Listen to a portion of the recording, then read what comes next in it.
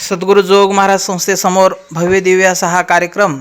यामध्ये ज्ञानेश्वरी पारायणाचं असं महत्त्व आहे की एकदा जर ज्ञानेश्वरी पारायण केलं तर 1,00,000 लोक जर पारायणाला बसले असतील तर 1,00,000 वेळेस ज्ञानेश्वरी वाचण्याचं फळ म्हणजे सामूहिक पारायण केल्याचं फळ असं असतं की जेवढे लोक पारायणाला बसलेले आहेत तेवढ्या वेळेस पारायण केल्याचं फळ मिळतं.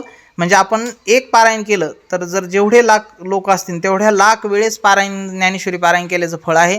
म्हणून ज्ञानेश्वर माऊलींच्या ज्ञानोबारायांच्या 750व्या सुवर्ण महोत्सवानिमित्त जन्मोत्सवानिमित्त सर्वांनी या कार्यक्रमाचा लाभ घ्या.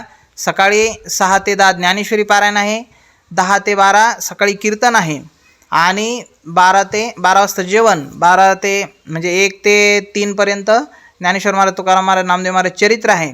त्याच्यानंतर 4 ते 5 प्रवचन आहे, 5 ते 6 हरिपाठ आणि 6 ते 8 रात्री कीर्तन आणि परत रात्री भोजनाचा कार्यक्रम आहे. म्हणजे सर्व व्यवस्था अशी संस्थांतर्फे केलेली आहे. तरी सर्वांनी तसं विशाल भव्य दिव्य असा ज्ञानेश्वर महाराजांच्या 750व्या जन्मोत्सवानिमित्त म्हणजे सुवर्ण महोत्सवानिमित्त हा जोग महाराज संस्थेसमोर सद्गुरू जोग महाराज संस्था वारकरी शिक्षण संस्था संस्थेसमोर भव्य दिव्य असा मोठा कार्यक्रम आळंदीमध्ये होणार आहे.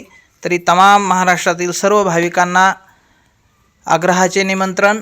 सर्वांना संस्थांतर्फे निःशुल्क राहण्याची व्यवस्था, जेवणाची व्यवस्था होणार आहे फ्रीमध्ये आणि ज्ञानेश्वरीसुद्धा पारायणाला जे बसणार आहेत त्यांना ज्ञानेश्वरी वाटप करणार आहेत संस्थांतर्फे आणि त्यांना पाससुद्धा दिले जाणार आहेत. तरी ज्यांना पारायणाला बसायचं असेल त्यांनी व्हॉट्सॲप नंबर जो आहे त्या नंबरवर संपर्क करावा.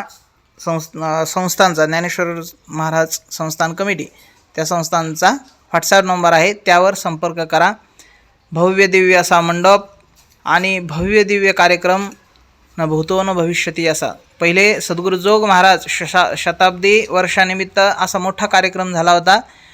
टँकरनी रस वाटप करत होते, म्हणजे टँकरनी रस आणला होता टँकर भरून आणि मोठा आयसर ते भरून मांडे म्हणजे पुरणपोळ्या होत्या. तर लोकांनी खाऊन सुद्धा उरले तर मग असे गावगाव छोटा ते गाड्यामध्ये भरून दिले प्रसाद म्हणून. आताही या ठिकाणी कार्यक्रम बघा मशीनद्वारे या ठिकाणी फिटिंग होत आहे. एवढा मोठा मंडप या ठिकाणी आणि एक नाही असे 3 मंडप तर सध्या टाकले आहेत, आणखीही टाकणी सुरू आहे. सर्व नळाची व्यवस्था, आंघोळीची शॉवर केलेले आहे, आंघोळीसाठी टॉयलेट बाथरूम आहे, सर्व व्यवस्था संस्थांतर्फे आहे आणि सर्वांनी या कार्यक्रमाचा लाभ घ्यावा. कारण ज्ञानेश्वरी पारायणाचं महत्त्व आहे की 1,00,000 जर लोक पारायणाला बसले असतील तर आपण 1,00,000 वेळेस पारायण केल्याचं फळ एकदा ज्ञानेश्वरी पारायण केलेलं होणार आहे. JCBद्वारे सर्व व्यवस्था या ठिकाणी साफसफाई सुरू आहे. सर्व असा भव्य दिव्य असा कार्यक्रम आहे, तरी सर्वांनी लाभ घ्यावा. ज्ञानेश्वरी पारायण व्यासपीठ ज्ञानेश्वरी कंठस्थ एकनाथजी महाराज कोष्टी गुरुजी हे व्यासपीठ चालवणार आहेत. चंद्रशेखर महाराज देगलूरकर, चैतन्य महाराज देगलूरकर आणि राऊत बाबा रामभाऊ महाराज राऊत हे यांचे कथा आहे. म्हणजे तुकाराम महाराज चरित्र राऊत बाबांचं आहे आणि ज्ञानेश्वर महाराज चरित्र चैतन्य महाराज देगलूरकर आणि नामदेव महाराज चरित्र चंद्रशेखर महाराज देगलूरकर यांचं आहे.